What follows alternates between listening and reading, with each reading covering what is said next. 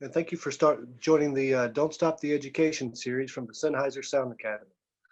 I'm here again with my co-host Andy Edgerton from the Relationship Management team, and today we'll be focusing on live sound and theater in Asia. With that, we have a couple extra guests from Sennheiser today who will be helping us host this event, and that's Mohammed Zoul and Faz Salleh. And we thank you all for joining us today, and we thank our guests from Asia for being with us as well.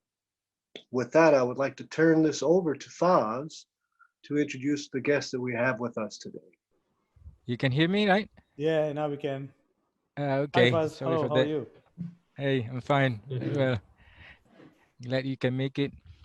Right, let me introduce Jeffrey Yue from Control Freak. Hi, Jeffrey. Hello. And then we have Justin Tan from J5. Hey, Justin. And we have another Justin here, Justin Santos from all the way from Philippines. Hi guys. And then we have Mr. Sunil Kumar from Malaysia. Hello, Right, hi. he's staying in the highland mountains of Malaysia. You can see the background there. Wow. Very nice. Really hope so, yeah. And then we have Reuben. Hi, Reuben Ong from Singapore. Hi Okay. everyone. So, so we can start now. I hope you guys are all ready. Team or Andy, you have anything else to say, or you want to introduce yourself first? Hi there. Before we Yeah, start? I'm Andy Edgerton. I'm hiding behind the logo up here. Oh, there we go. I can start my video now. There we go. Hello. Yeah, I'll be fielding the questions. So if the participants want to ask any questions, I'll be sorting through those, and we can direct them towards the guests. So please, any questions you have, please type them in the Q&A box, and I'll make sure that we get them to the guests. Over to Tim. No, I think as far as the intro, I'm ready to go to turn over to you, Faz, to take us from here. But I'll be jumping in as well with Andy to answer some questions and ask some questions from time to time. Okay, cool. Right, let's start now. I have some question here with me, and I will direct to each and every one of you.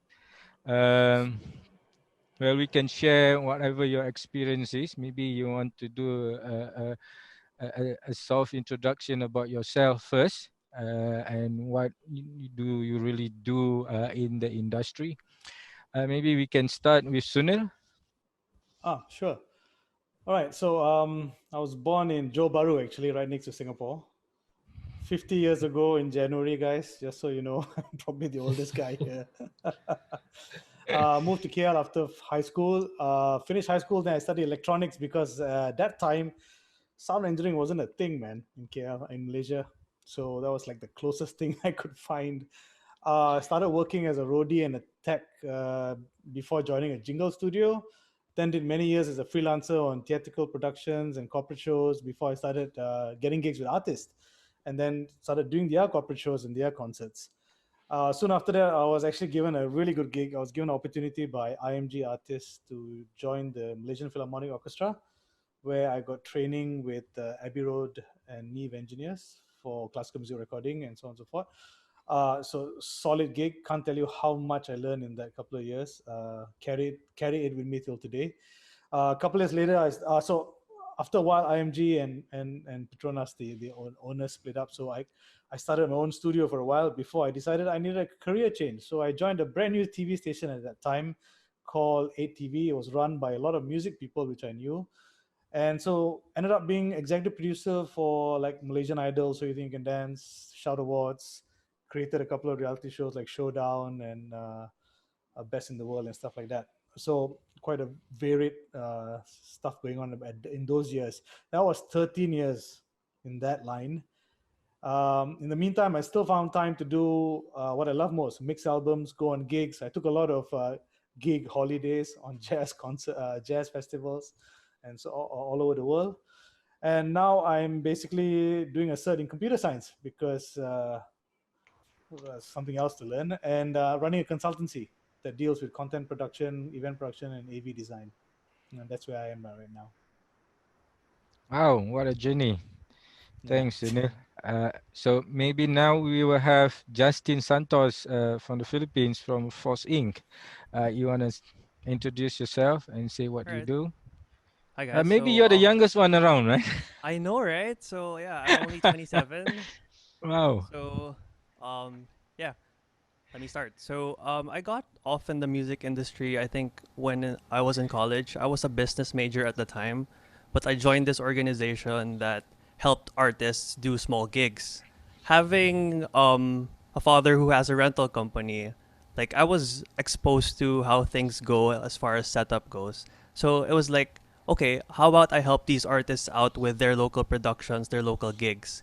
Um, from there, I graduated college, but I felt like I wasn't ready for like the corporate world. I loved music so much, and what I did was I took a big leap. Um, I went to the States. I went to the States to study sound engineering because over here in Asia, the options for education are very limited. So I studied in Full Sail. I spent 2 years there, and then I moved back here in the Philippines. Having been back for like a few months, I started learning the ropes, how things are done here, what kind of productions happen here, and I try to apply whatever I learned in the States into the local processes because it's very different actually. So it took some time for me to adjust to that. But now it's been around 4 years, and I can say like I'm totally immersed in whatever we're doing here in the Philippines right now, and I'm loving it. Yeah. Wow. You're a lucky man. I wish I had a dad who have a lot of things, a gadget to play around. uh, right. Maybe now we have Jeffrey. Jeffrey, you please introduce yourself. Hello, hello, hi. Yes. Uh, where do I start? Primary school? No, no, no, kidding. So, I guess I'm from Singapore. How I started this is okay. Let's say pretty typical kind of like Singaporean kind of like ways of growing up, studying, going to school, but in a interesting way, just like Justin. There wasn't much opportunity that's outside of the kind of like standard norm of what you can study in Singapore. So kind of like went the other way around as Sunil. Yeah, I actually did a computer science degree. So I was doing computer science in NUS ages ago. Not as young as Justin and not as old as Sunil. So I didn't know why. I didn't know how come this like age thing came to play. I think it's Sunil's fault. Sorry, But sorry, it's my okay. fault, my fault. But it's okay. So then a great opportunity came out. That's when Esplanade was building. Esplanade is this multi-venue theater in Singapore. So when they were building, when the government was building Esplanade, and they realized that apart from just infrastructures and equipment, maybe we should train the people as well. So what they did, just like what Singaporeans are very good at, or Singapore is very good at, is giving out scholarship and stuff like that. So one of the scholarship was to go and study in the UK and theater, stroke sound, and I was lucky enough to get that. And so I went away, London, 4 years, studied, came back to work in Esplanade. That's where I first met Sunil. So Sunil was mixing Jeremy, I think, Montero in the concert hall and some other things. So spent, I think, 6 years there. Well, I didn't think like exactly 6 years because that's how long my bond was. Well, for those who doesn't know what a bond is, it's a contractual term that you have to sign as part of the scholarship. Then after that, I went freelance and then started my own company, Control Freak. And yes, well, strangely, no, not strangely, coincidentally, this is the 10th year anniversary for Control Freak. So apart from all the history thing, I'm primarily a theater sound designer. So my work is very theatrical, performing arts based. I barely do concert sound. So concert means the whole rock and roll, for lack of a better term. So I do a lot of theater work. I do a lot of performing arts. I do a lot of large scale installation. I mix orchestra. I do programming work for attractions and stuff. And my company mix both all the other discipline as well. So it's not just a sound.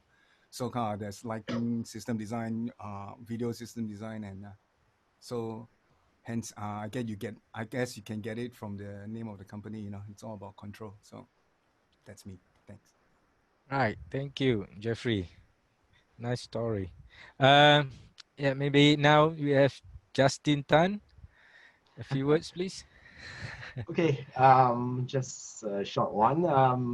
Basically, I think I started in this industry when I was 16, working as a roadie for all the mobile disco, doing a lot of house party, a lot of corporate D&Ds, dinner and dance.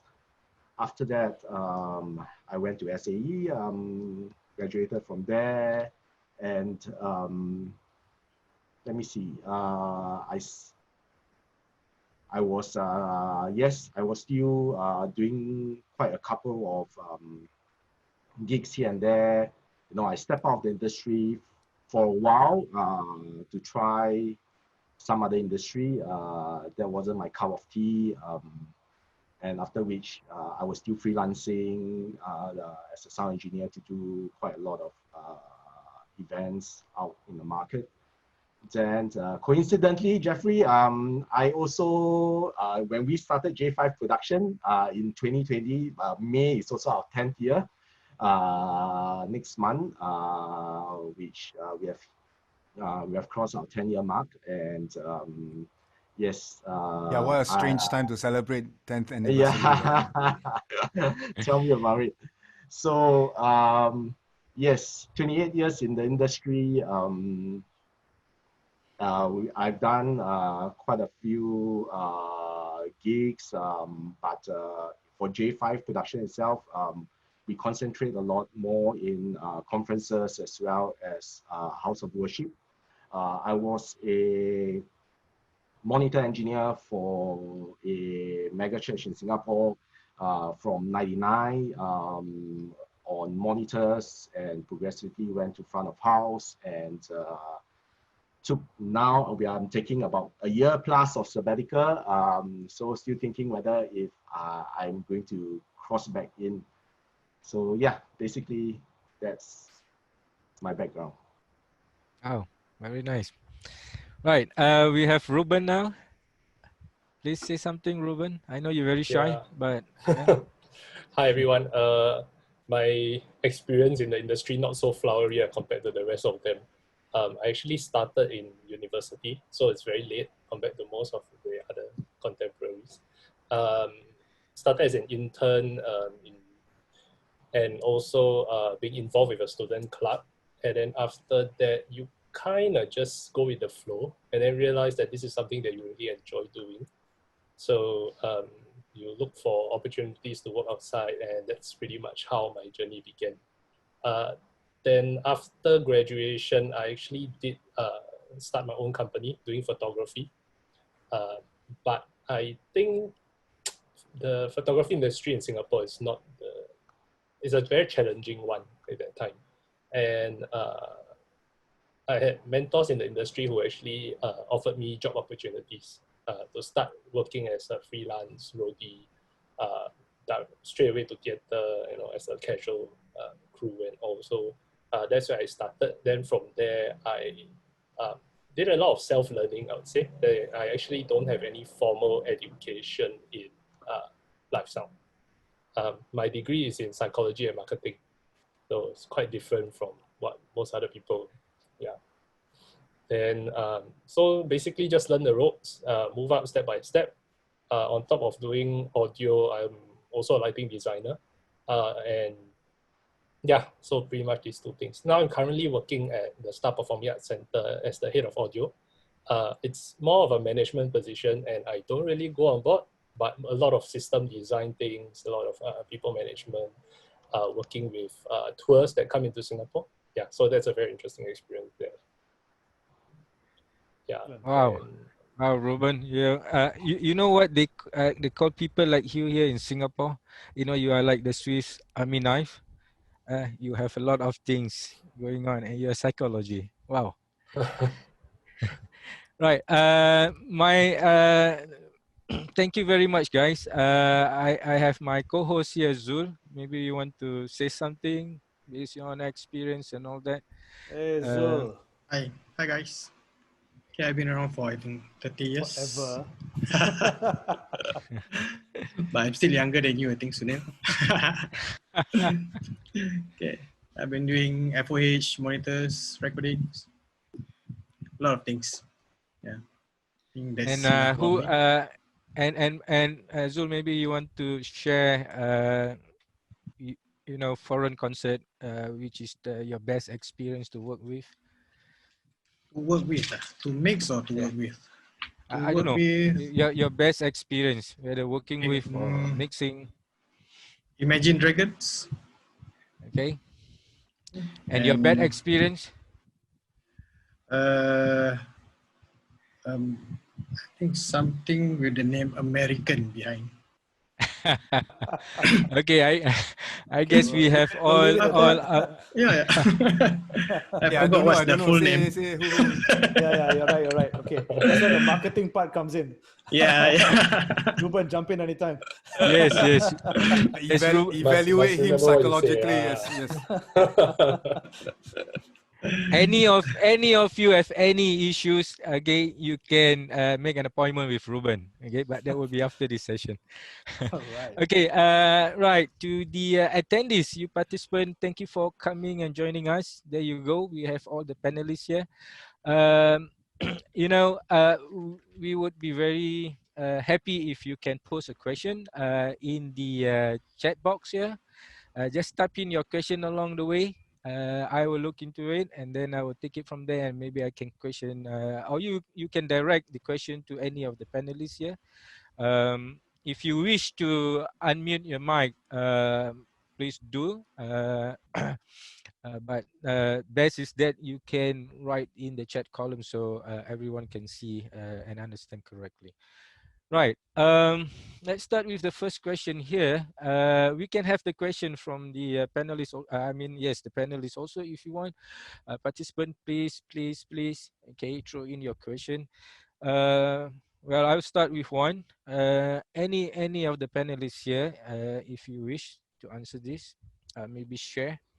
What is the most common misconception people have about sound engineers? Any one of you want to take this question, or you want to share? I think non-production people, actually, among regular folks. I think they think we have more control than we actually do, especially when we're working in difficult environments and working with less than it's never perfect anyway, but you know, mostly difficult environments. So I think that's the biggest misconception. They think we can control everything: the acoustics, the quality of the sound, the source, what's coming out of, where we can position speakers. Sometimes, you know. So those are the I think the biggest misconception people have. Right. Okay. Thank you. Everybody else. Yes, please. Anyone else? I think the other misconception that it's especially with nowadays with technology and how technology is being integrated and how readily available, as in good quality technology. You know, nowadays you can, I keep saying nowadays, you really can do really good recording, you can do very good production, you can do all this kind of work from the comfort of your home in a small car, like setup, and like a home studio base to like a single person can set up a 4-channel wireless microphone, 2 speakers, and then mix a conference and stuff. But the reality is actually, if there is a line, and I always feel that that line exists. What line is that? The line is once you cross into doing larger and bigger shows and installation and events, it's actually good sound is a collective effort, and the collective effort span beyond just your regular or your readily understandable sound department, which I will consider, of course, we will include musicians, us and stuff. Absolutely. But actually involves everybody, involves the lighting guys, involves the director, the producers and so on. That's how because I kind of like always say that in this day and age, when you are doing a large show and it doesn't sound as good as it should be, there's no way you can point it to one person. It's a collective problem. You get what I mean? If you're setting up two speakers and one microphone, if it sounds bad, it's kind of like your fault. You know, if you're a musician playing one, playing one guitar and the guitar doesn't sound really that good and you're out tune, it's kind of like your fault. But at the level that we are kind of doing now in large scale and stuff, so that whole kind of, because it's also important to kind of know our path, you know, because we all, no matter, you know, because actually what's very interesting is all of our scope are very different, but then we all kind of started off, you know, within ourselves, intrinsically learning the craft, you know, hiding behind a console, inside our room playing, you know.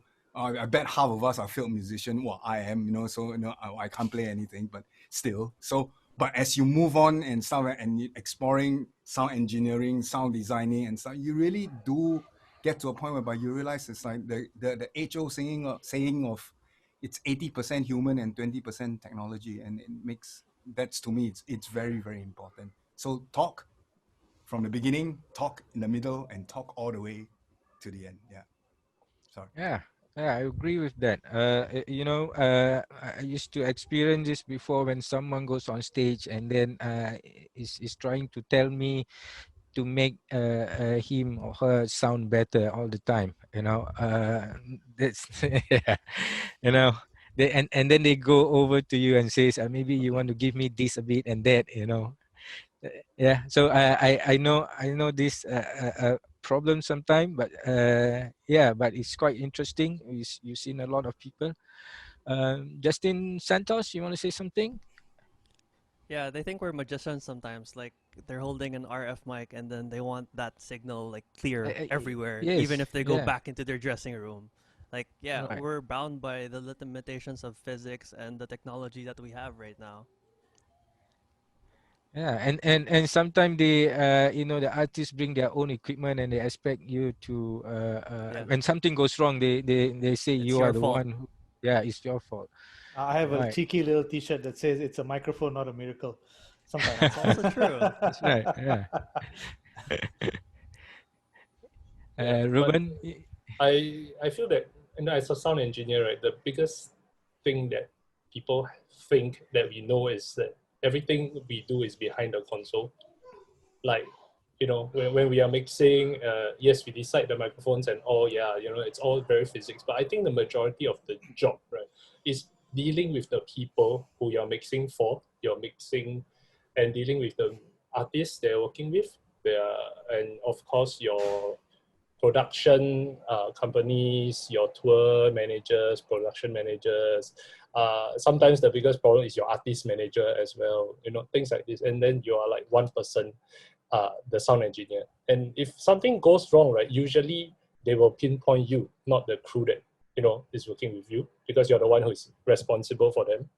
And at the same time, if everything goes on well, right, they will say, yes, the musicians are the one who played well, the singers are the one who sang well. Hardly anybody will think of the sound engineer. Yeah. Sorry, can I interrupt just quickly? Because I think no worries. Reuben's point is very important, because when I say it's not just one person, and what I mean is it also includes the team, as in the sound team. We need to get to a point whereby we realize that it's not just a one-person job.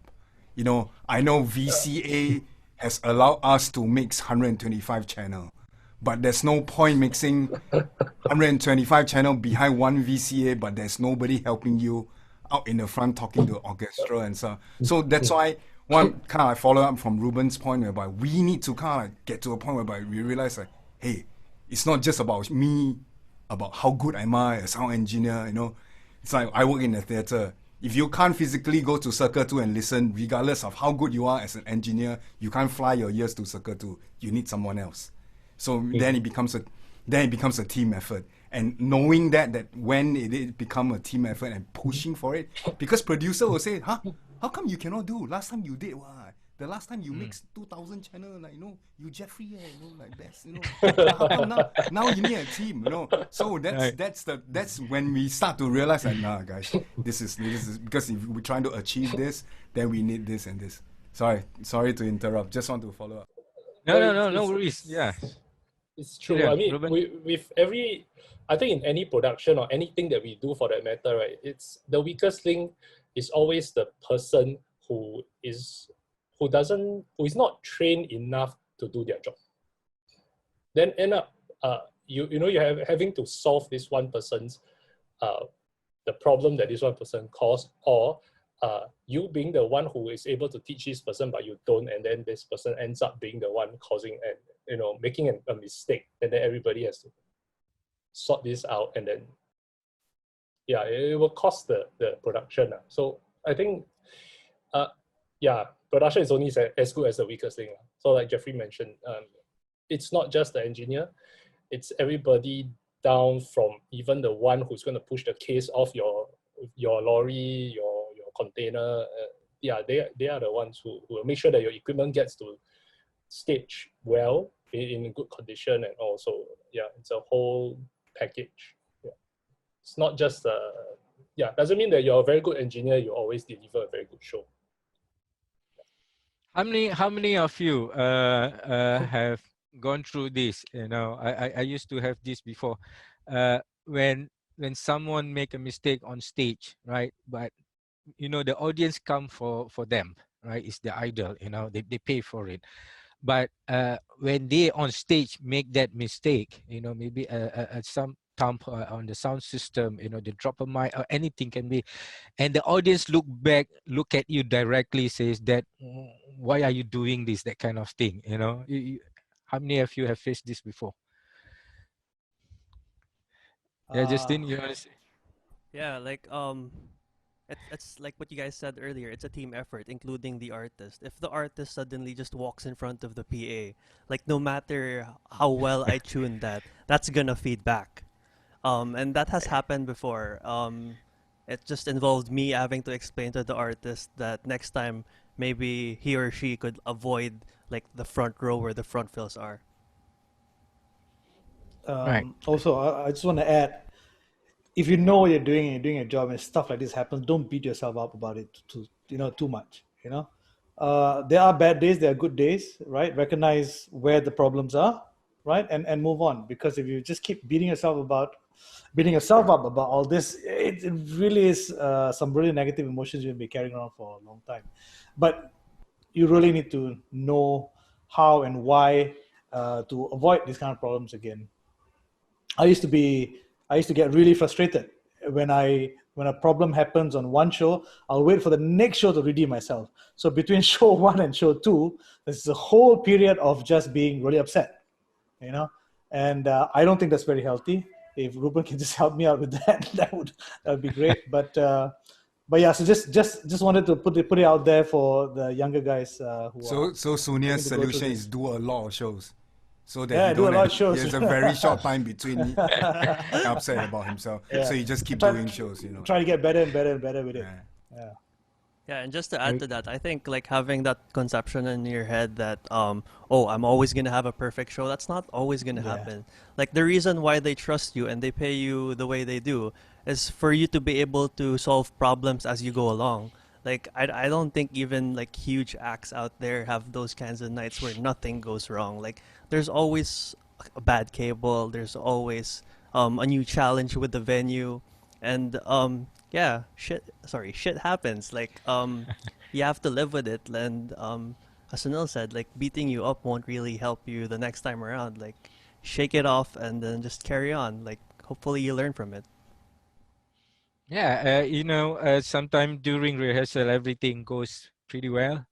And then the next day when the show is about to start, and then the very first minute, someone muted the mic, someone just off the mic because, we have itchy fingers sometimes. Or rather, we do have people who want to help. It happened to me before, and I say, "Why you do this?" "Oh, I want to save the batteries," that kind of thing. Maybe Justin Tan, you want to share something? Yeah, I think end of the day, having a very good team of people around you, people you can trust, is very important. I think in any gigs, like yes, I totally agree with all you guys that it takes a lot more people behind the scene to make a show look good and look great. And a lot of times, I think even for me as a rental company, we fail sometimes in getting people that doesn't gel, and it happens that that's why I always tell my team that when you look for whoever that's going to be working for you guys, please make sure that they are able to work hand in hand with one another. They understand each other, because it's not only just sound. We have things like even video lightings, we have structures, we have riggers and everything that if this whole team of people just can't work with one another, it's just not going to get a lot of things moving as fast as we love to make it happen. So I always feel that for the A1 and the A2, these two fellas must really gel.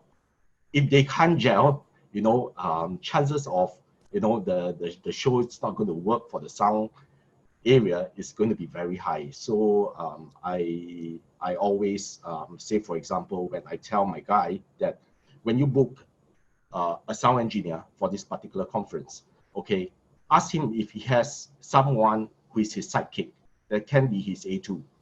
I think that would be the best, because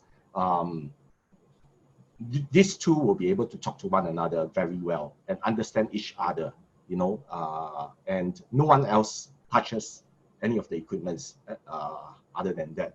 So that's what I feel is going to help a lot in a lot of the productions.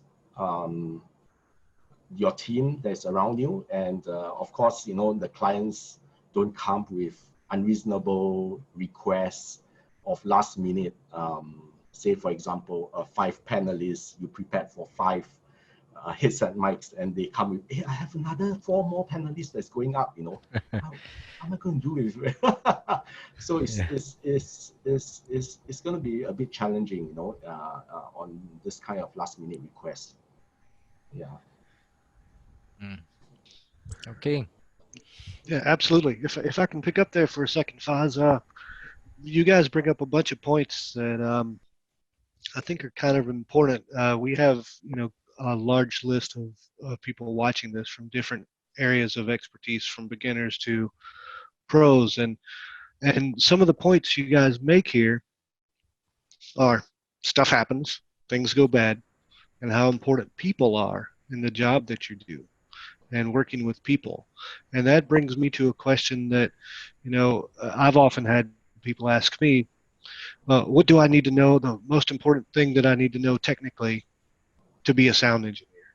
And sometimes I think, well, maybe it's not technical, maybe it's something else. So I would come to you guys and say, what advice would you give to someone who wants to join your field and are just starting out? And we'll start with Justin, since you were just finishing that. Justin Tan. Oh, okay. I guess end of the day is enjoying what you do.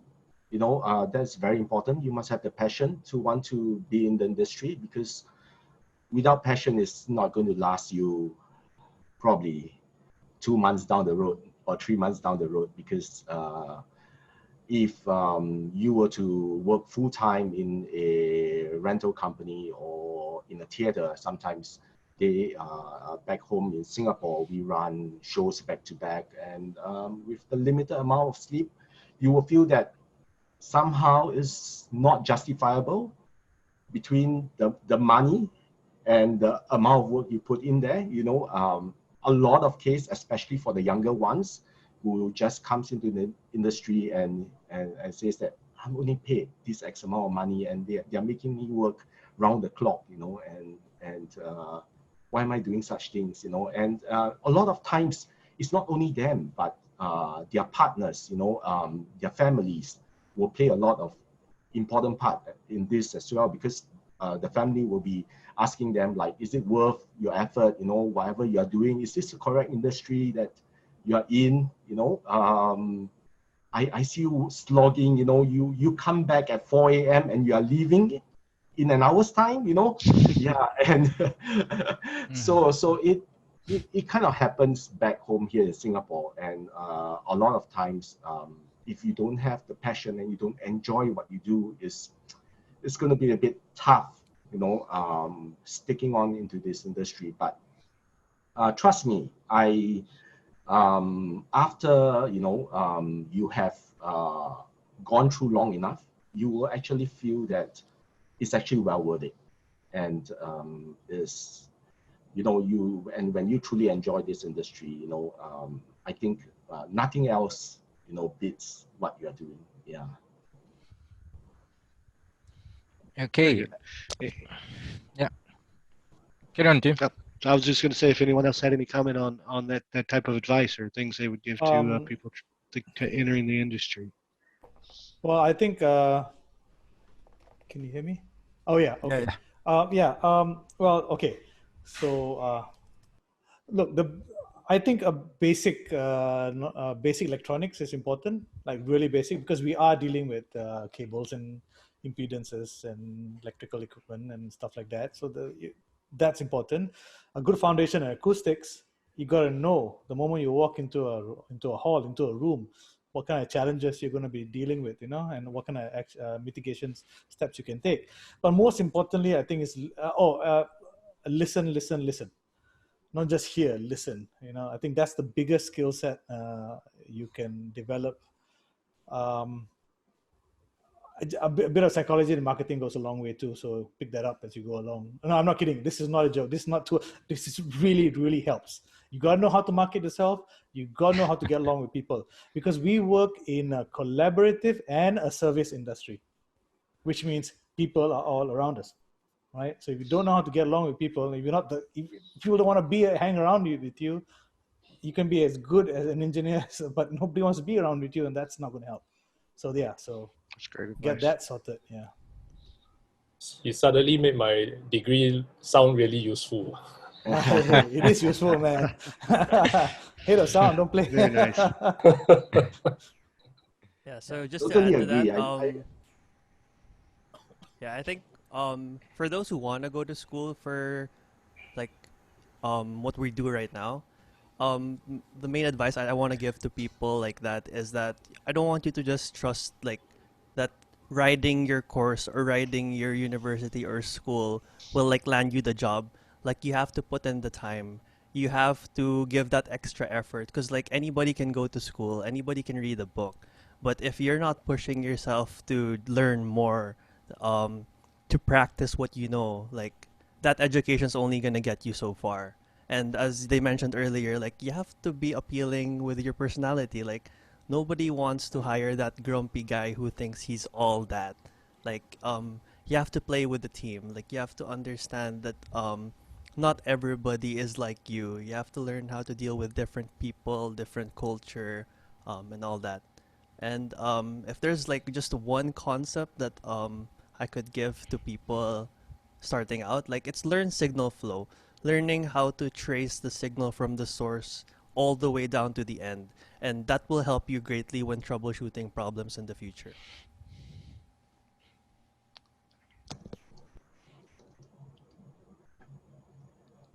Anybody want to chip in?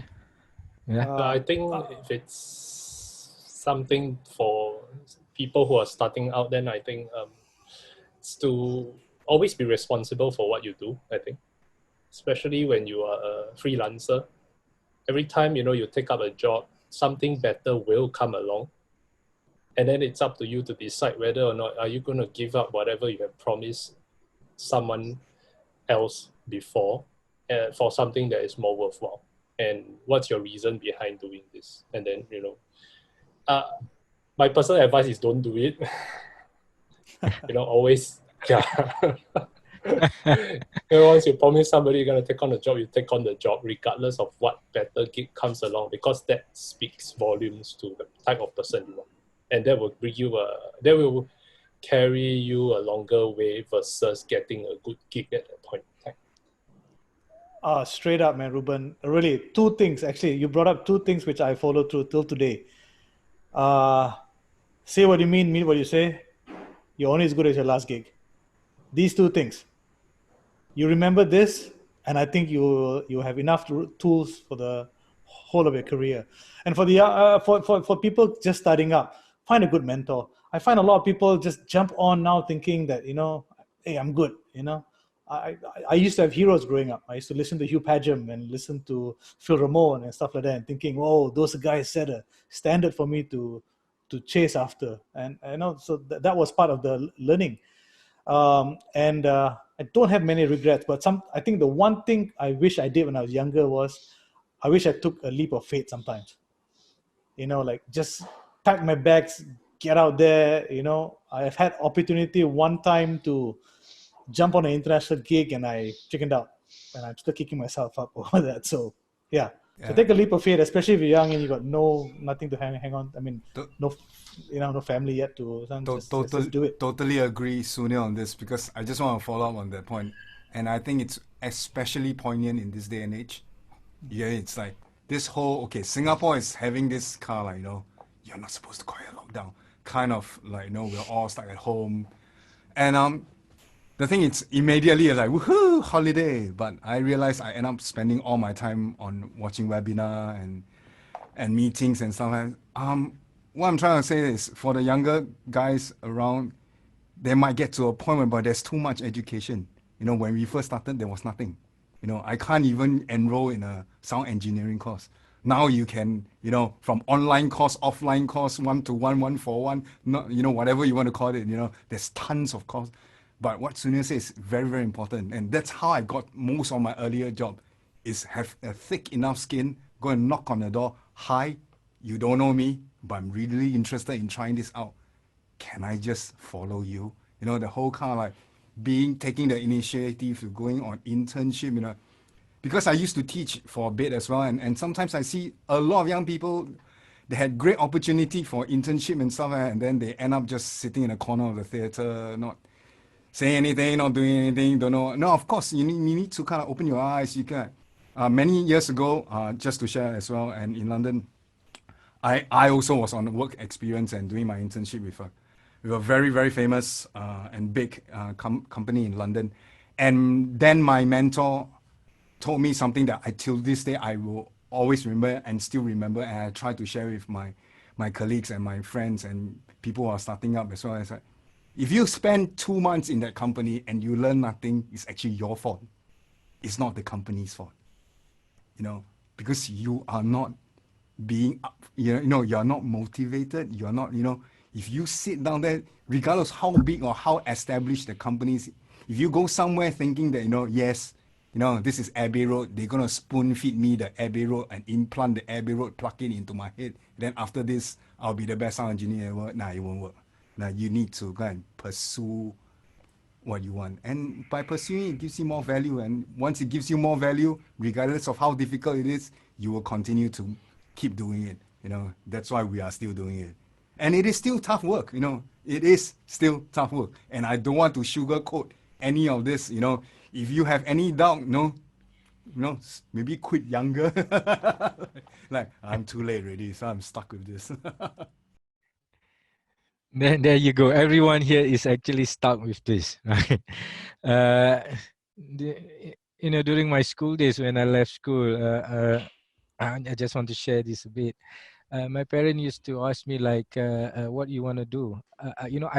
We have so many dreams, but when I end up doing a rental for sound and video, and during that time, they were like saying, why do you want to do this? You should be a doctor, or engineer.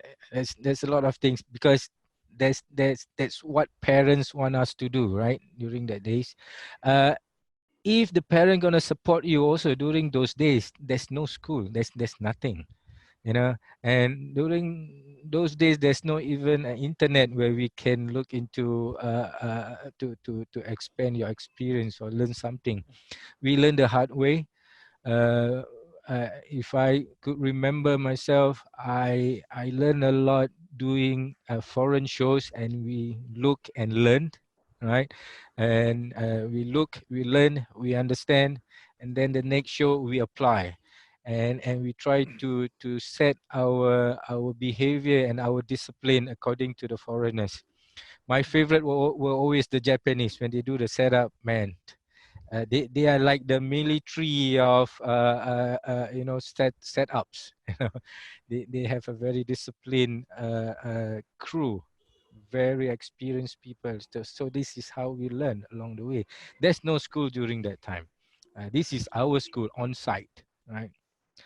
Right. Okay, fast. Sorry, can I just jump in? The questions are building up though from the people there. Is there how do we handle this? You wanna help us manage? I didn't see any question actually. How do I see this? There's a Q&A that's sort of building up. Okay. Yeah, we're grouping those things over here, and we'll feed those into you guys. Files are coming in through the text message as well. So the first one we have is it's kind of I'll jump on the first one that's hanging here. It's basically, how do you find a problem? So let's imagine you have a speaker or someone who's on stage, whether it be a vocalist or someone talking, and all of a sudden the mic dies. How do you approach it? What's your solution in that spot where the star or the main person, they have a failure? How do you approach it quickly and professionally? First thing, always have a backup. You can figure out what happened later, but always have the backup. That's what I would do first. Everything else is really you need help from your good stage techs. You need good people to kind of pick it up, get it, and get the information over to you if you need to go back to the microphone. But always have backup. When you start working in broadcasting, you realize that everybody has redundancy. We don't have two transmitters. We don't have one transmitter. We have two transmitters. We don't have two gensets. We have four gensets. So why should it be different on stage? And I think that's the first step. Then you can always learn what happened later. Okay. Right. We have some question here. Let me go through this. I really missed this. Sorry, guys. What was the most crazy request from a client? This is from Leslie Joseph. Crazy request. You know, it's like maybe out of the whatever you can think of. You know. Yeah.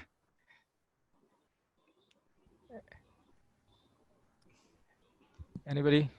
I think for me, like one crazy request would be like not to see speakers at all. Like they expect good sound throughout the entire audience area, but they don't want to see your speakers. Meaning, that's like not they have crazy. to be That's all my life. the right? Like it has to be all the way into the corners, and then they go complaining like, "Oh, I don't have audio in the middle. What's up?" Like, yeah. Well, but they can see lights. They can see moving heads next Yeah. to the actor standing on upright truss. That's fine, but cannot see speaker.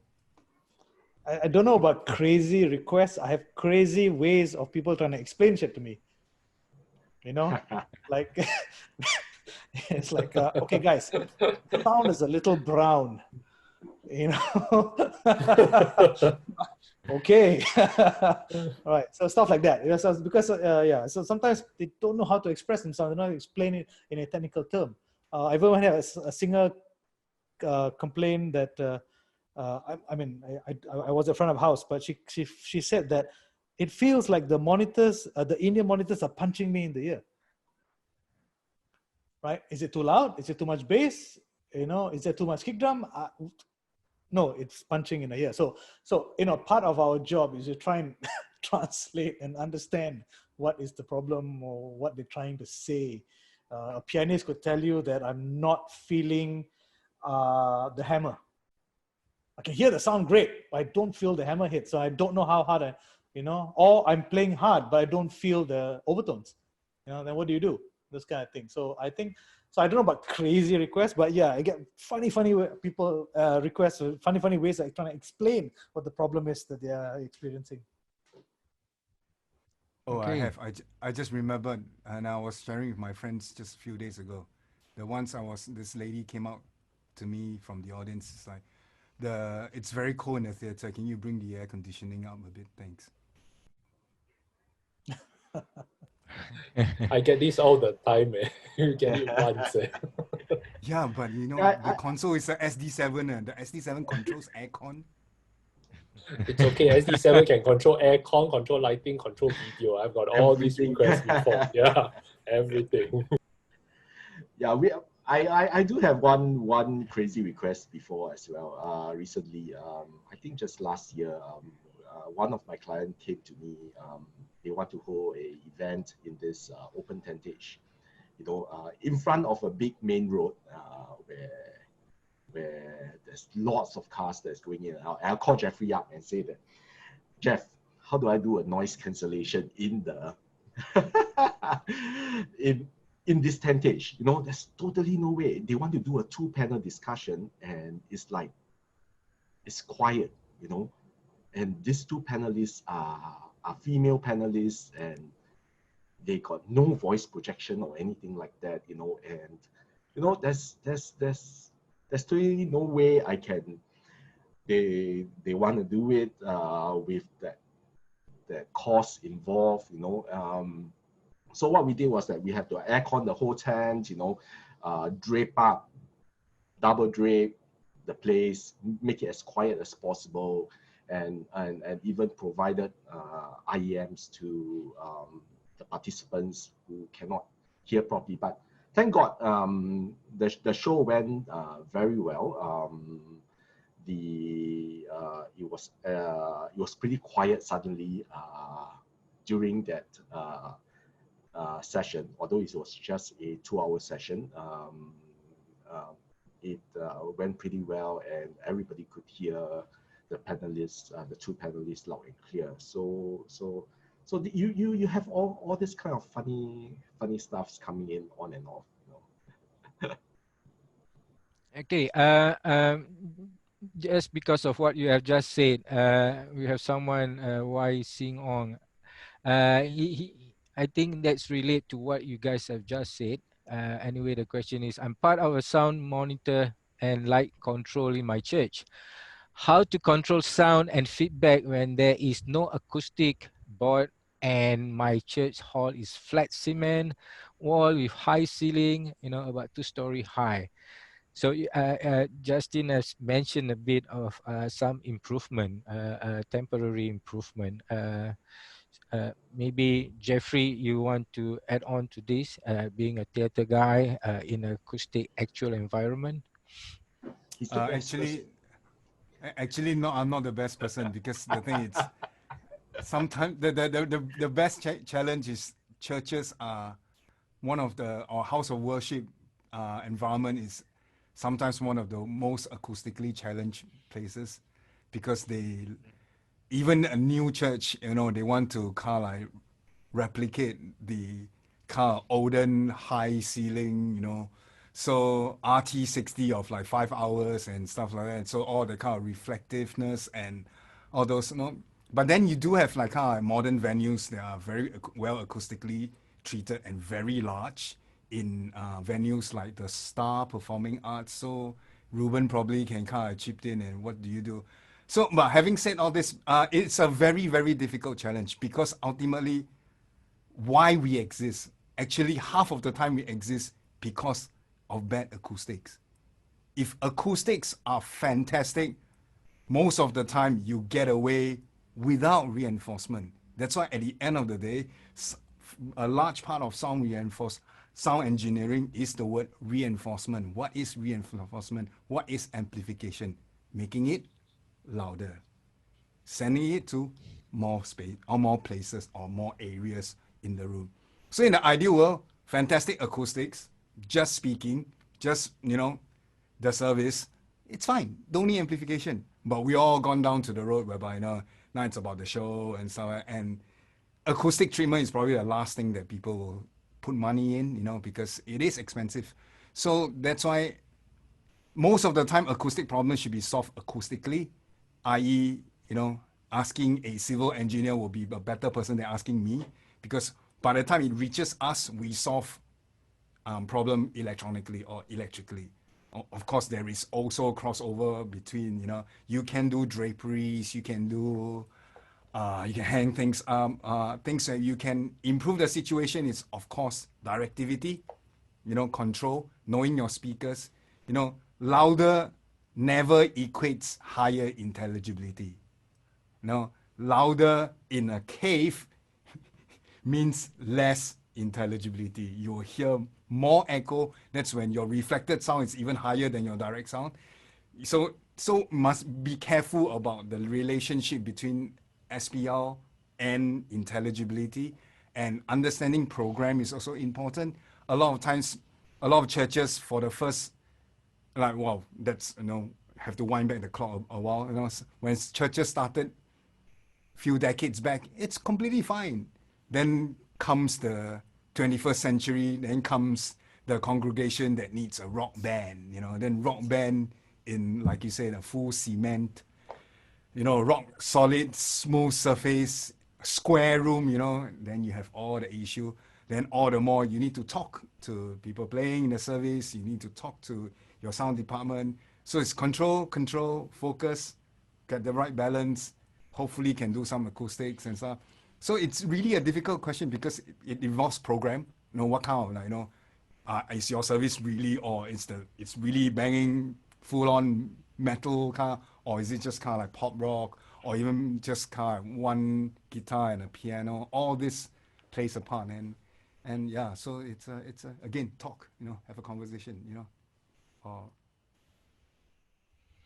Right. I have another question here from Clement Stevens.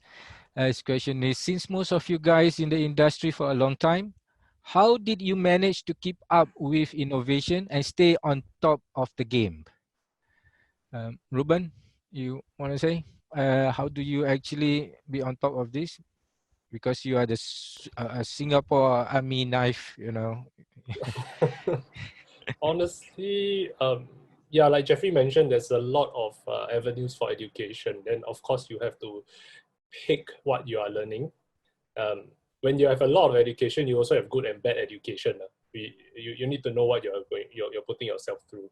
Otherwise, you actually end up wasting time. Also, I think having a lot of contact with your industry colleagues is very important, because the thing is, everyone in this industry are techies, right? They will spend time going online, and then they will realize, hey, there's this new toy. Let's tell our friends about it. And then once we look at the toy, we know what it does, and then we will think, so how does this do that?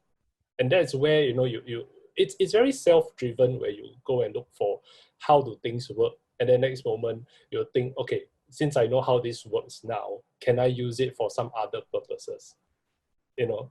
Perhaps. And maybe not even only for audio, but okay, there's this speaker that I can use maybe to control lighting, something along that lines. It's pretty much that. Sorry. Sorry, please. No, please, carry on.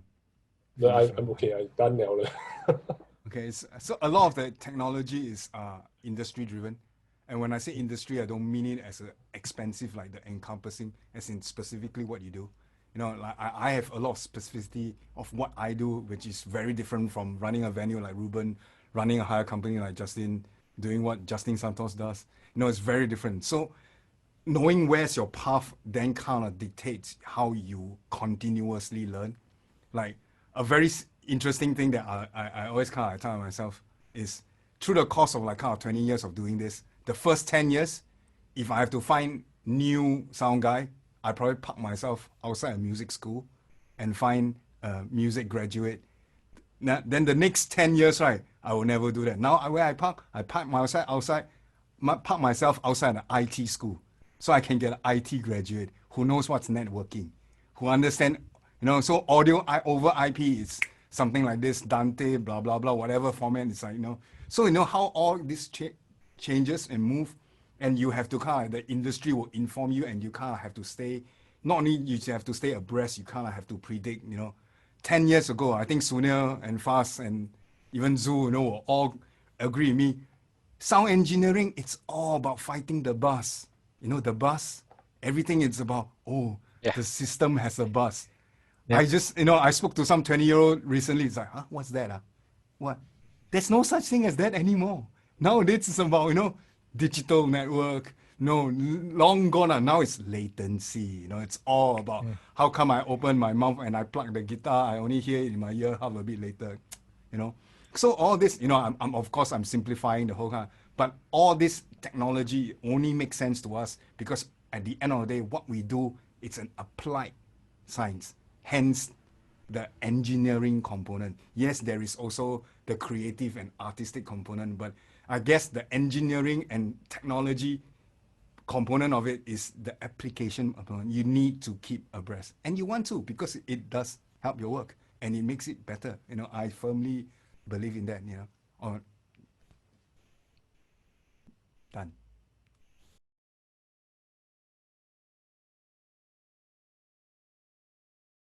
Absolutely, I completely agree with that. It's always dealing with the things that are happening there. I think we lost Foz, so I'm going to try to pick up here for a second. Something came up a little bit ago as you were talking about the things that you could do and the things that you couldn't do. And one of the questions we had is when you're working with a client, whether it be a producer, whether it be an artist or whatnot, and they come with these odd requests that just aren't feasible. How do you approach that conversation to say, okay, what you've asked for is not something we can do, but here's a solution. So Reuben, I'll go with you on that one. How do you approach a conversation like that? I guess I guess it's always good to have a backup plan. I think whenever especially if it's something that they already bring to you in the advance, right? And then you already receive and this is something that they want to do. And at least for my case, when I receive gigs into our venue, we know what is possible, we know what is not possible. And also, if whatever they want to achieve is not possible, what is the closest that I can deliver? And then I will, put it back to them and say, this is what I have to offer. Are you okay with it? If you're not, what kind of concessions can be made? So it's still back to the conversation. But one thing I learned is we don't outrightly say no. The moment somebody presents something to you and then you just go no, it becomes a very negative thing. And no matter what solution you have going forward, it will never be received as well. And then they will always think that, I've been shortchanged. This gig is not the way I want it to because I've been shortchanged. Yeah, it makes everything go downhill from that point. So I think tactically saying no is, I think it's what we will always do. It's artful in how you say yes to something else, right? Yeah. Yeah. Sunil, what do you do when you can't give them any more brown, so to speak? I think you're muted. Sorry. Layers to this thing. One is I'm kind of aware of the organizational structure of their production. Sometimes straight to the artist is not the best way. They have people they trust in between, right? It could be the manager, it could be the artist manager, it could be even the producer, and so on and so forth. But the general approach I think is I'll be honest with the right person first, and I'll tell them what the issue is. I have this thing where I will take a lot of shit from artists who really bring it on stage, you know what I mean? Because they obviously have something to give, right? And if they're uncomfortable, then there is something to be looked at, right? Because I know. Right. And then it also helps that you have a standing, you have credentials, you have experience, right? So when you speak, someone will stop and listen. Okay, he's saying, yes, he can try, but here are the issues, so on and so forth. You know what I mean? So it helps like that. But yeah, so I think it's important if you think that it's a problem you can't solve at the desk, then you need to speak to the right person. And you need to figure out who that person is very quickly. Otherwise, this problem will escalate and escalate and escalate, and it's a really bad day for everybody. Right. Jeffrey, I saw you trying to say something there. Sorry. Okay, sorry. I'm just also kind of playing devil's advocate. There is also the other kind of the other end of the spectrum. What I mean by the other end of the spectrum is because, and then this is another perspective of my work itself, is through the years I've developed relationship. So I'm not in a situation whereby Reuben needs to kind of like, you know, receive artists, different groups, week in, week out, and kind of like have to all deal with their intricacy, idiosyncrasy and intricacy and stuff. So my kind of work is, you know, through the years I've kind of like grow and kind of like shape into a kind of like plethora of kind of like client and service provider relationship. So for me, what I'm trying to say is, I'm not saying they go out and piss everybody off. I'm not saying that. I'm saying that it's also sometimes important to have your style. And sometimes your style means that, you know, if you kind of realize that maybe this kind of style of client or artist is not your style, maybe you kind of like, you know, need to kind of like, so to, you know, it's a constant conversation. Like I said, conversation, not just sometimes, not just with other people, with yourself as well. Kind of re-evaluating the whole kind of like your career path and kind of like kind of chip away. Then you might get into like, you know, and for me, it's because I don't really work with a large pool of different people. I work with this specific few kind of like theater groups and clients and stuff. And then I myself now are building my own team as well. So, and to me, those are the time whereby you really can do very, very interesting work. So I think, yes, it's important to learn how to say no tactfully, learn how to take all the problems that is given to you. But I think it's also important, just like, you know, in the music world, you can be the best bassist in the world. If the band doesn't suit you, the music doesn't suit you, it doesn't suit you, you know. You don't walk off, you know, after second song, you know, finish the gig, reevaluate, think about it, you know, blah, blah, and still, you know, and a lot of people that I don't work with are still friends and colleagues, and we still exchange knowledge and stuff like that. But I think personality is important, and it is quite easy for me, you know, unlike the music world whereby everybody is a star. It's quite easy for us to kind of, you know, because backstage, you know, then we really go kind of like, but so I'm trying to say the personality is important, as in your work and so your style of work. Yeah. Can I chip in? I think this Good, good. comes also to a common question: how much control, right, does the sound guy have, and so on and so forth? Which I don't really think that's even the right question sometimes, because you see, I have a sense of taste and craft that's inside of me, and that's come from working with people, working in different genres, years of experience, blah blah blah, and all that. But there's also the artist, there's also the producer, there's also the musical director, there's all these people, right? So I don't see it as control. I see it as a possibility of the best collaboration if we all understand each other and we all can communicate. And so that's how I see the whole thing. Because really, as you all started in the very, very first conversation, that it is a teamwork, it is team effort. And nobody can just look at one another to make to completely 100% take the success and the failure of a production. Wow, agree. Nice answer. Okay.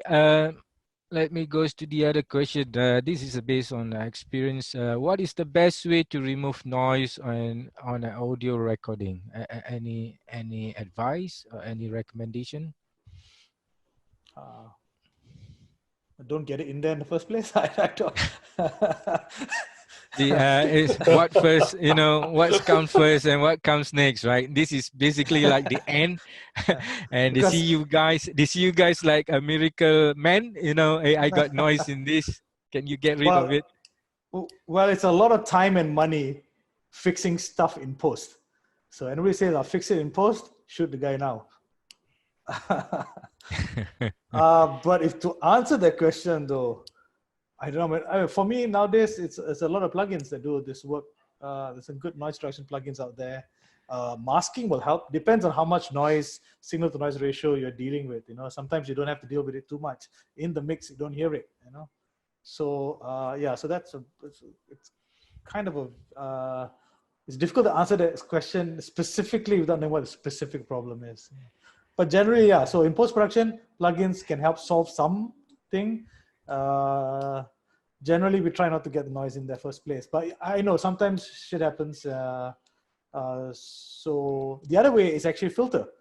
If you really need to just decide in the mix what frequencies can that channel afford to lose, and what is needed just to, to make it functional, and clean up all the mess that you don't need. And you might be able to save the track.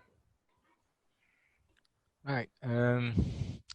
Next question from Kenneth Goodwin. Is the usable wireless frequency spectrum shrinking as fast where you work as it is in the States?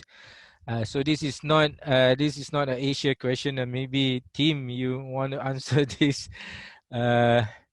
What's the usable wireless frequency now? In the US? Well, yeah. That's ever changing. But pretty much anything below the 600 range, from 470 to 600, it depends. You can't just say this frequency will work in every market. There's the regulations, which you can look at the FCC site, that will tell you what the regulations are, but that doesn't mean that those frequencies are clear. So you need to look at what's active as far as TV stations and things in your market. If you don't have scanning equipment, which a lot of people don't, turn your device on, do a scan on the device itself, see what's open, and go from there. If you have any questions of what you should be purchasing, then you can reach out to some of us at Sennheiser, and we'll help you find out what the best thing is for your area. We can look at what's active and help you make those decisions. But that's a question you get a lot, and you wish you could just give a solid answer that works. It's just not always that simple.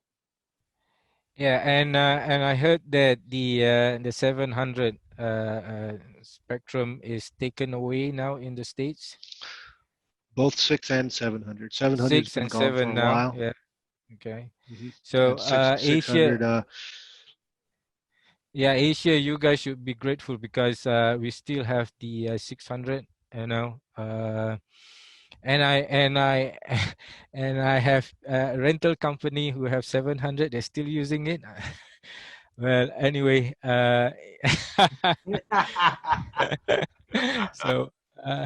so here, in a big country like in the States, they are huge, and but their spectrum is getting narrower.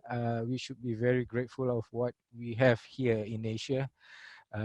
Many times I have from Europe or from America asking me what kind of frequencies we still can use here, and they were so surprised that we can have 600 and some lower of the 700. And yes, that's how it goes for this question here. And the next question: how do you deal with requests for actors to hear themselves in monitors on stage? How do you deal with this request? Many times they, I think they say they don't hear themselves, and then they don't hear everything, whatever on stage. Okay, I maybe I'll take that. Okay, Justin. I guess a lot of time, I don't know if you are talking about fallback speakers versus IEMs. A lot of times it's because they're requesting for too many things into their ears. They want this, they want the drums, they want the band, they want the keyboard, they want everything to be fed into their ears, and a lot of times it get masked off. I mean, the vocals just can't come into their ears as clear as they want to. So I think we have to speak to them. I think, especially for monitor engineers, I can tell a lot of the monitor engineers that, hey, you guys are like, PROs, public relation officers, you really got to interact with the band members, and you got to find out exactly what they want, not so much of what you want, because every time when you go to another gig, you may think that what you have learned from your previous 5-10 gigs, okay, and when this new band comes along, it will be a total different request, every time. So to get them, to get to know them well is very important, so that people will trust you more. I believe even, and as well as, you know, when they say that they can't hear themselves. Okay, so I think the first thing you do is that probably for me, if it's in a rehearsal, I will step up on stage and hear for myself, you know, what exactly goes wrong, you know, and if it is, you know, it's too jarring, you know, the whole band, everybody is in there, you know, and it's like, so you have to speak to them and say, hey, look, we have to lose certain things, you know, if not, it's no good for your ears as well, you know, because everyone is in this for the long haul, you know.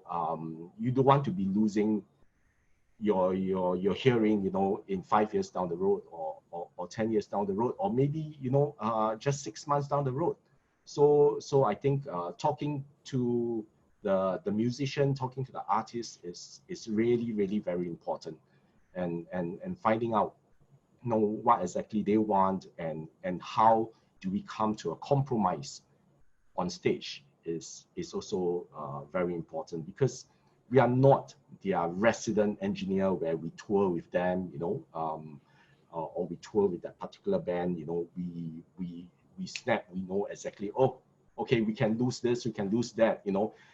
This singer doesn't need to hear the guitars, doesn't need to hear, you know, keyboard 2, you know, just feed keyboard 1, have a little bit of click here, have some hi-hats, so that she don't lose her timing, and we are good to go, you know. Yeah, that is not how different engineers work. Okay. I have one question for Justin Santos. Okay. Question goes like this: What about this job has given the most satisfaction? Yeah. What part of this job has given me the most satisfaction? That's right. Getting paid. Yeah. Well, that's one of it. Yeah, I guess the feeling of having the audience like really enjoying themselves, as well as the artist, like there's this magic moment when you're mixing sometimes, when you just like keep your eyes off like the artist and then look around and everybody's like really feeling it. Like that's such a rewarding experience. And I haven't exactly found anything like it yet, so that's why I'm still loving my job right now, right? Or there's also this moment like as a system tech, like after you fly your speakers, after you tune it, and then you play your test track and it sounds amazing, then you feel like, okay, all those hours of like staying up late, flying this PA, designing the angles and all that, like it's worth it. Like I don't know, like you have to hear it to really experience it, but like hearing that just makes my day sometimes. Okay. I have another question here. Now this is an open question. In live situation, if suddenly microphones stop working, so what should we do first? As this town hall is going on, you know, what do you need to do first? Sunil, you want to say this?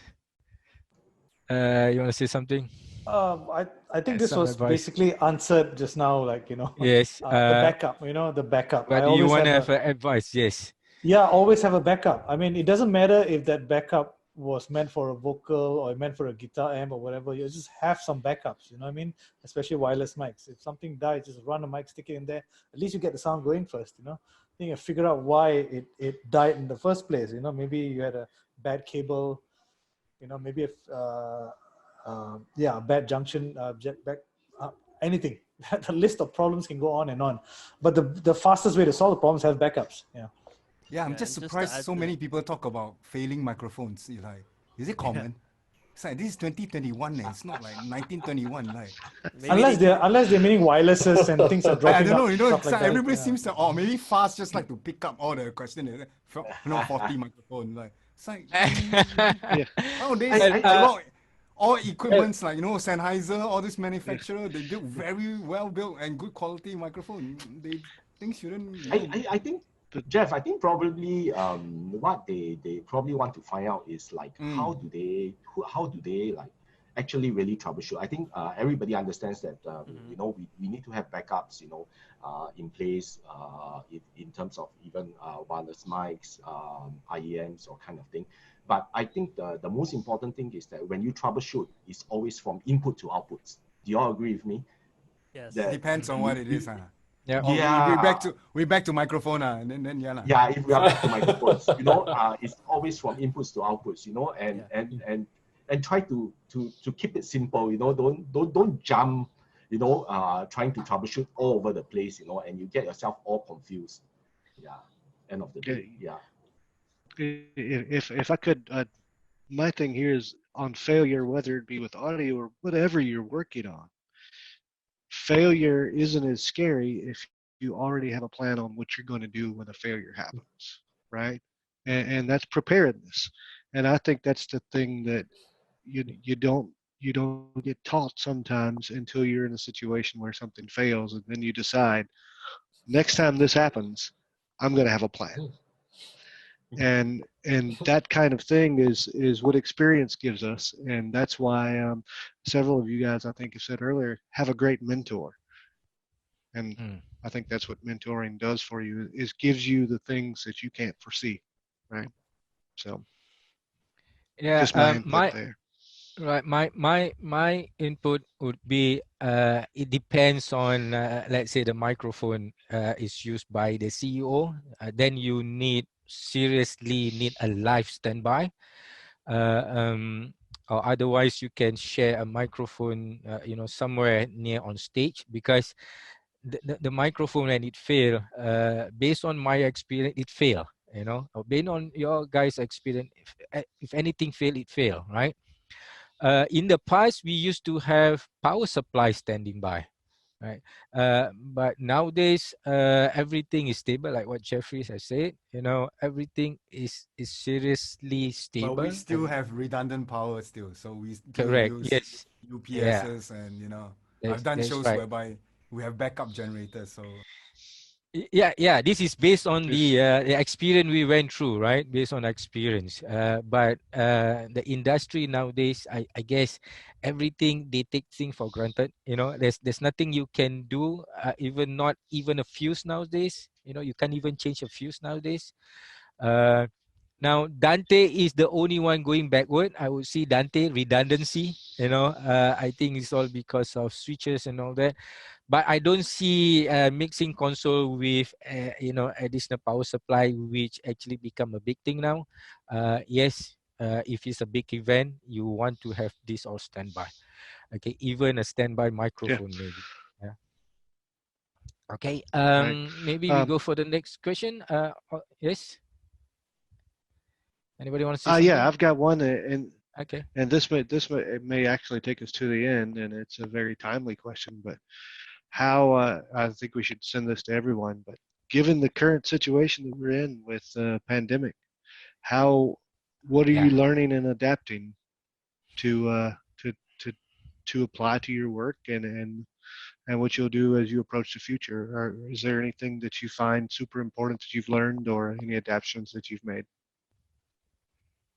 And I'll take whomever would like to go first there. All right, I'll start. Like, the first thing, like, I'm taking from all of this is to be prepared, because having a lot of friends that are really in a bad place right now financially and all that, I think we should, like, as people starting out, like from the younger generation, like we should start putting up like a fund just in case stuff like this happens, because like it's very common for people starting out, like no matter what job, to think like, oh, you're always gonna get that next paycheck, like I can always make do. But yeah, stuff like this happens and it can catch you off guard, so like it's to be prepared for like scenarios like this. But with regards to technicals, like I think I've learned a lot about broadcast audio. Like coming from a live sound engineer, it wasn't exactly something I looked into, but now like um, most of the stuff we do right now is online, right? So like how to mix for live broadcasts and things like that, signal flow, the gear needed, the techniques that you apply, those are really valuable, especially during this time where we can't really go out. So like, be it in a church or a corporate thing where somebody asks you, "Hey Justin, can you set up a basic streaming thing?" Yeah, that could like really help you get through this. Like if it's even if it's a small job, right? Okay. Good. Justin Tan. Okay. Oh, well, for this pandemic, I mean, yes, we've lost quite a lot of jobs. I would say almost zero to nothing at this current moment. Back here in Singapore, what we do is that most of our team members are not allowed to come back to the office anymore due to this lockdown back here in Singapore. So as a company, what we do is we do a lot of Zoom meetings with our teams just to make sure that they're still sane at home, you know, and encourage them to read a lot and know what's on the market. You know, yes, prior before the lockdown, we were doing a couple of live streaming. We were doing a couple for some government agencies, and we are doing things that usually not in our scope of work. You know, in terms of live stream. Although we do live stream in major conferences before, but that is just a small little part in a huge scale conference. You know. Whereas now the live stream seems to be the wow. It's like the rest of the audience are are no longer around. You know, you don't have to worry about the audiences anymore. You just have to worry about all your participants that is in the live stream. So of course, hearing them correctly is important. You know, getting the correct microphones for the engineers and you know, kind of thing is a new learning curve for all of us, and we are always encouraging all guys to keep reading up, stay in touch with the industry, you know, and when this whole thing kicks back on, hopefully, fingers crossed, you know, that you'll be better than what we have experienced, you know. Yeah. Good. Anyone else on that topic? I think if anything, because our industry in Singapore is actually built on freelancers, I think what I do hope is that everybody knows or at least picks up on how to manage their finances, because a lot of them, as far as I understand, do live from hand to mouth, and that does, you know, hit them really bad in such times. And also, I think it's a good opportunity now to actually pick up a new skill. Not only skills for our industry to help you to, you know, level up when you come, you know, when this situation improves, but also to pick up a new skill in a totally different area that could help you in our job, as in could help you survive now, and also help you when, you know, the situation improves in, you know, doing so. Yeah. So. Yeah. So I totally agree with Reuben. Right now, I think what's the biggest thing on everyone's mind is how do I earn? How do I keep some revenue coming in and stuff like that? And well, the first thing is to just be aware of that this will take some time. It will start with basically cities open up, so they wouldn't allow maybe 100 people at max can come into a venue. You know, the last thing that will happen is international mode of travel. That will probably be the last phase that they will allow. So yeah, I agree totally with Reuben.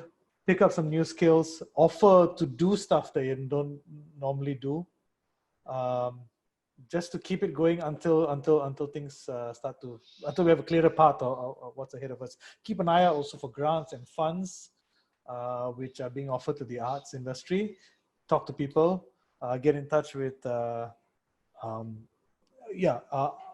arts groups and arts bodies and stuff like that, because I think right about now the arts industry is getting some some stimulus packages as opposed to the earlier ones. So you should look out for some of that. And then yes, pick up some new skills. Now's the best time to do that. Good. Jeffrey, I see you unmuted there. Hi. Hi.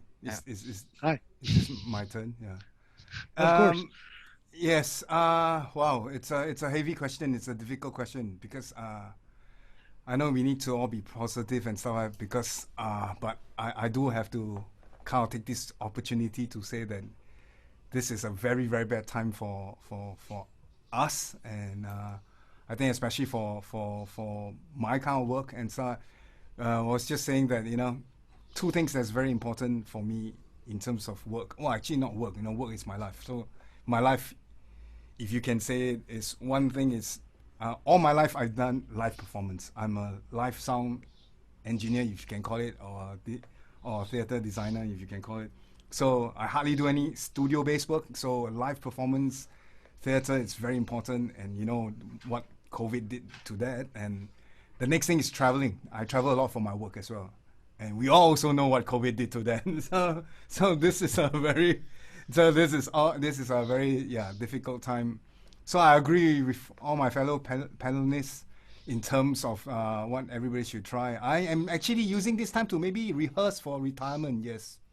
Yeah, I think that will be, maybe it's the world trying to tell me to do something. No, I'm just joking. So, but resources are plenty around, you know, like for example, this kind of opportunity, you know, how often we can have this opportunity.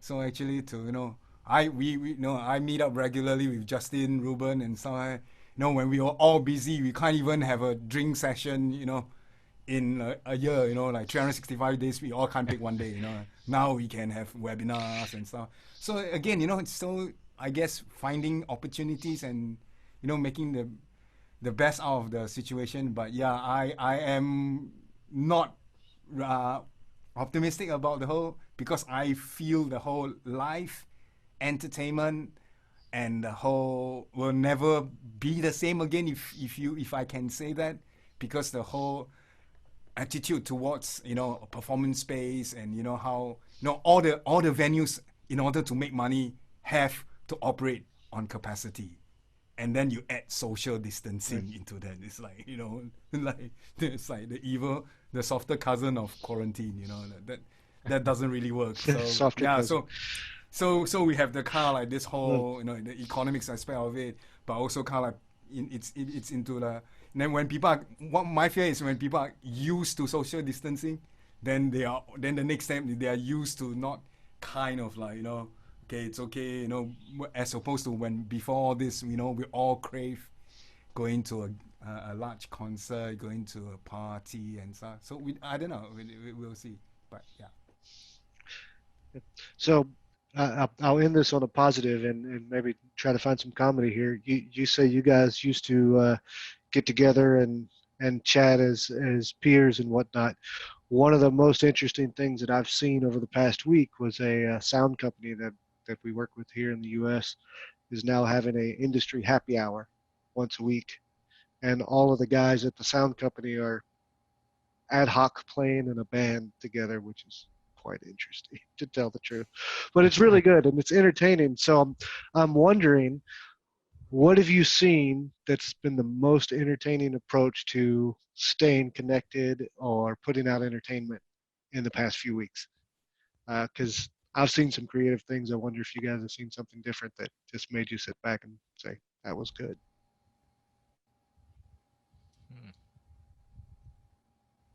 Singapore just did party. Singapore just What's that? Oh no, Justin was saying house parties. Yeah. House parties. As in the app, as in the app. The app, the app. Supposed to, we're not supposed to go. We're not supposed to go there. Okay. Yeah. I saw this amazing thing that's Singapura. Was it Singapura was done with 1,000 singers and put together as like a, you know, like this the YouTube video or something like that. 1,000 singers from everywhere. It's all synced up and all all singing together. That was amazing. Yeah, I saw that on a webcast that day. Very nice. Anyone else? Anything that just sticks out in your mind? I think we have a lot of chefs coming out of this like quarantine thing. Like everybody's been cooking all these good food and posting it on social media, man. Yeah, I haven't had breakfast yet. Don't make me too hungry. I bake bread 3 times a week. Very nice. Yeah, if it's one thing I learned, right? Singing happy birthday over Zoom is not the best idea ever. Oh, we do that on our Monday calls with Sennheiser. It's latency is quite the issue. Yeah. Reuben, I had nothing to add, but Reuben just reminded me. So I think was with Justin and some of the rest of the guys a few weeks back, and we were trying to assess how bad is the latency of house party, and we all started to click together. That's how geeky we were, and trying to see what is the exactly, you see? It's a little bit off. Somebody needs to send some time code over this way. Exactly, it needs to be PTP embedded on Zoom. Yes. Exactly. Well, everybody, I really want to thank you guys for joining us. Faz and Zoul, thank you for hosting this. Andy and David in the background, all of the guests here, thanks for taking your time and doing this with us. Hopefully we can do it again sometime. But I think it's been enjoyable. I hope the guests who've been watching had a great time. And please check out the Sennheiser.com/webinars, where we're doing educational series on RF, mic technique, and things of all of those type of things. And we have one of these coming up at least every Tuesday for a while. So again, thank you for joining the Sound Academy Don't Stop the Education series, and we hope to talk to you all soon. Thank you so much. team. Thank you guys. See you guys. Thanks Andy. everyone for joining. Thank you. Thank you. Stay safe, everybody. Don't forget to like and subscribe to see more videos just like this.